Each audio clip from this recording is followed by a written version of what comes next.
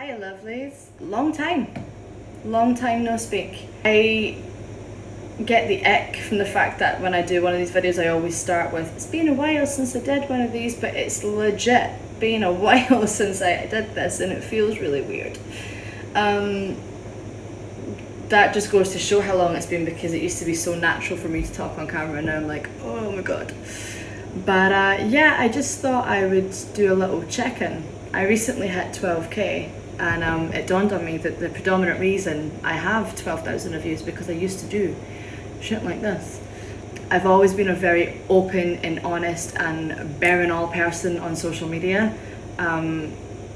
It's not everybody's preference, but it's how I've lived my life. I don't believe in pretending that everything is exactly how we see it on so many social medias. Life isn't all highs, it isn't all Prosecco's and holidays and shopping trips and fun moments.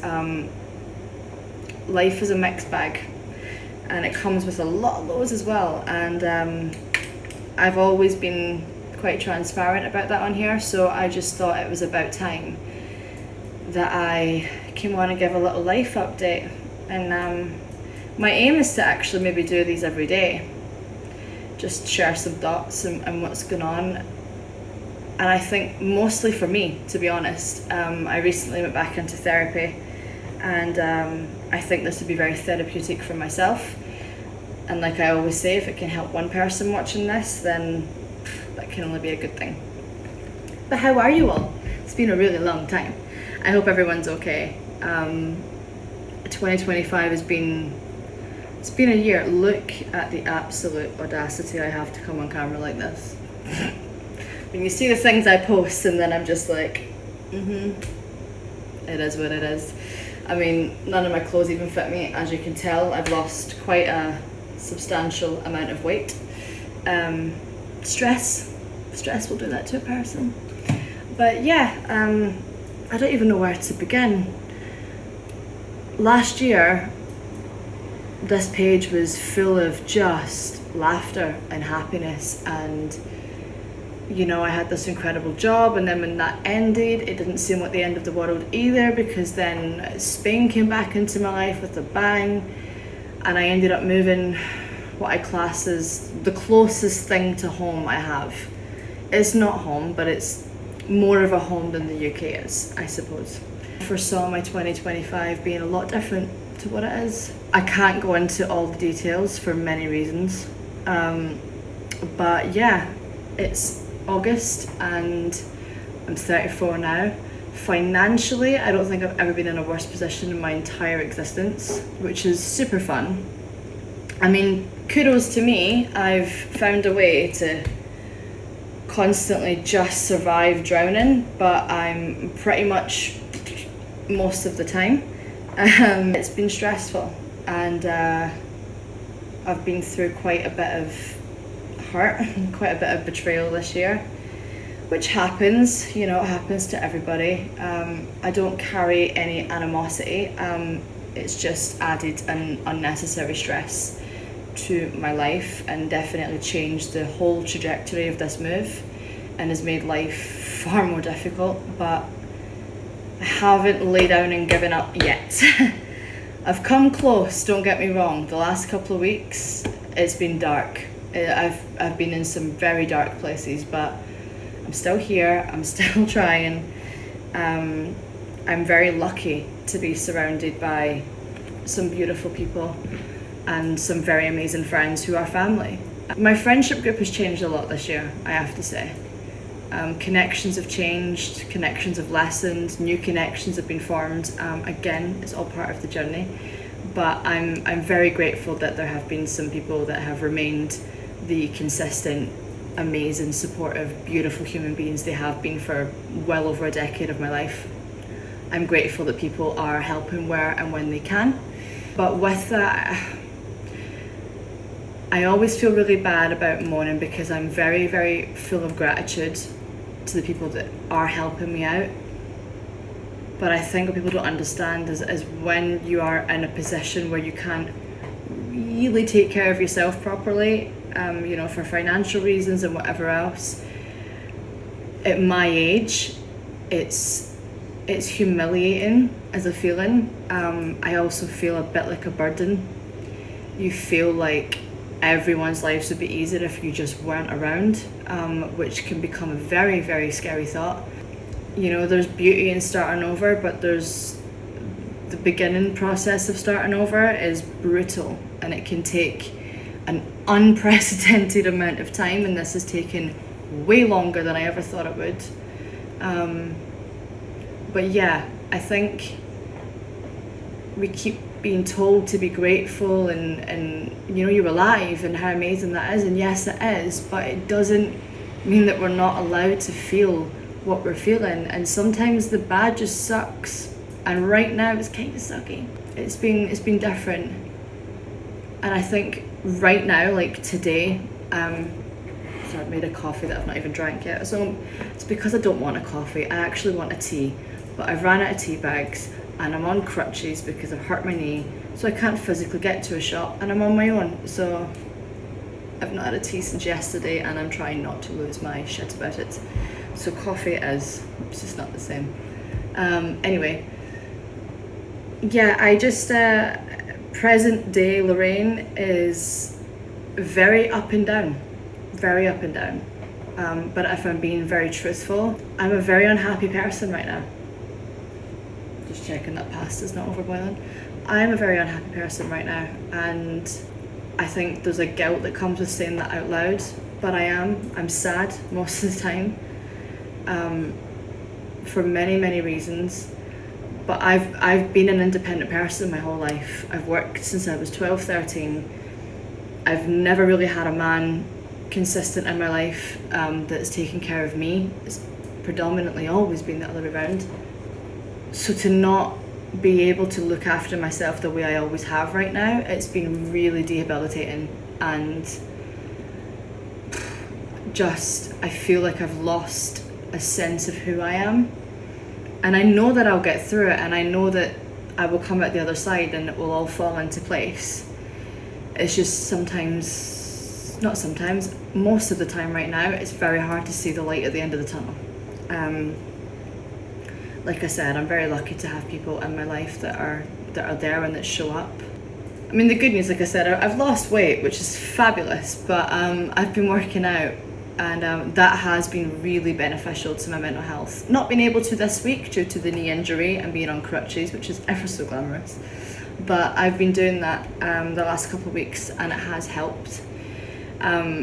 Making sure that I'm walking, my eating could be better, but I'm trying. It's just, I think people think that when you're depressed or when you're down, you just got to shake it off, or you should get over it, or like that saying that I hate so much. Well, people have it worse than you. Yeah, they do, Janet, but I am fucking struggling. So I hate people that discredit people's struggles. Everyone could say that. There's always going to be someone who has it better than you and then worse than you, but that does not invalidate how you are feeling. It's such a nonsense thing to say. It infuriates me. So yeah, there are people who have it worse than me, but I would challenge most people around me to do a week in my life and not be rattling at the end of it, because it's not easy. It's stressful not knowing day to day how you're going to get by. It really is. Like, it's an awful feeling. It's not all been doom and gloom. I'm still here, and although, like I said, every day for me is a struggle. Getting up is a struggle at the moment. Getting through the day without crying is a struggle. That doesn't mean that I don't laugh every day, because I do. I'm very lucky that I've managed to make lots of memories with my nieces and nephews. I've had, amazing moments with friends. I've managed to go to Valencia, to Alicante. I've done things. I've still managed to create memories. Okay, maybe not to the scale that I normally do every other year, but I have done. And I'm very grateful for that. I even managed to fall in love this year. And as I say that, I realise the person might actually watch this, but I have. And anyone who's followed me for a long time on here knows that that is something that I've always said I didn't think was possible for me, because truth be told, I've never actually said that to someone and it be and I love you. I've never been in love, so that's been an experience this year, because blindsided would be the word. I certainly wasn't looking to feel that way or fall. Whether that pans out or not remains to be seen.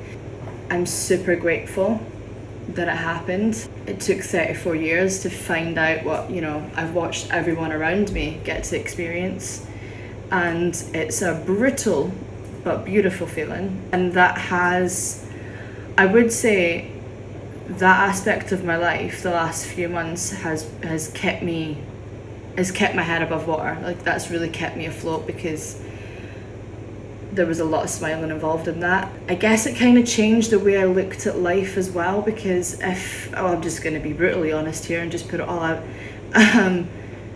Before I met this guy, I'd very much fallen back into a pattern that I didn't want to. I was being treated very badly and I wasn't happy, and I was numbing the pain with going out, and I was numbing the pain with even things like eating really bad food, like eating takeouts, not exercising, sleeping all day. Like, I just existed. I did. And you shouldn't depend on someone else to make you happy, and that's not what that was. But it was like this person came into my life, and I remember being on the first date, and the way they were speaking about like their ambition and everything else, it woke me back up, because I'm a very ambitious person. I'm a hard worker. I love to travel. I don't enjoy that English side of Benidorm whatsoever. I'm famous for slagging it off, and I don't care who that offends. But I'd fallen back into the trap of being such a core part of it, and forgetting what I'm capable of, forgetting what my goals are, and I just give up on myself, which is not what this is now. This is me working on myself and trying to fix myself and get towards that goal, but struggle in doing so. What it is, before I met this guy, I'd very much thrown the towel in. I didn't care. I had no fight left. So this person woke something back up inside me, which I don't think they'll ever realise how thankful I am for that. And it was nice to have someone in my life that just wasn't a part of all that nonsense, who had a completely different outlook on life, and who I still see a lot of myself in. I see a lot of closed offness and walls, and I'm very much like that when it comes to dating. This town's brutal to date in. It's really difficult, and I think there's been a mentality adopted by myself and by other people that I see, where it's like, kind of get out before you get hurt. I'm very much the queen of self-sabotage there. But I went off on a tangent and probably revealed far too much on that subject. But yeah, currently not with this person, but very much in love and grateful for whatever role they've played, and if they continue to play one, great. There have been beautiful moments and experiences and things that I'm very grateful have happened. Just unfortunately, there have been some very, very, very, very hard things that have happened that I think it's more the consistency of the knockbacks. Like, I have had so many work opportunities come my way, and I'm like excited and I celebrate, and I'll tell the guy I'm dating, and I'll tell maybe one or two of my friends, and then it's the embarrassment of 4 days later something's went wrong and it's gone, and I'm like, oh, cool. And I think because of that, there may be this misconception that I'm not trying, and I very much am. But as much as I'm an advocate for being like a solo traveller and someone who can go on dinners by herself and do everything by herself, when you've spent 34 years being that person, like, I've been a girlfriend once in my life, like, when you've spent 34 years being alone and doing all of that stuff for yourself, even growing up, every year it gets that bit harder, because I don't need someone to look after me, but would I like someone to hold my hand through some of this stuff? Yes, because it's exhausting. And I think for anybody out there who's still on their own in their 30s, and I'm the last friend in my group to be unmarried without children. I'm the last one standing. I'm auntie. I'm, you know, that's my role. I think anybody in that position will feel the same. Like, it's like you're watching everybody go off and hit these milestones in life, and you get left further and further and further and further behind. So the loneliness for me gets more and more deafening. It's more consuming, and people can include you in things and they can tell you they're there for you, and they are, and it's fine, but they've got families, they've got their own lives, they've got their own things, and you know, they have to live those lives. It's not on them to carry you with them, but it's a very lonely place to be. And that's definitely been something. Loneliness, I think, is the biggest thing I'm struggling with this year, and it's taken me really aback. I've been a big child free by choice advocate, and this year something woke up inside me and I thought, you know, crap, I'm 34. I'd be a damn good mum, and time's running out on that, and if it doesn't happen, I actually think I'd be devastated. So that's been brutal and a lovely life awakening. But yeah, there's the update of my life. It's just basically been word vomit for God knows how long, but I just thought I would just come on absolutely raw and uncensored and just give you guys all an update. My mental health is not the best. I'm not sure how I'm going to get through the next few months on all aspects, but we're going to try, and maybe we can do it together.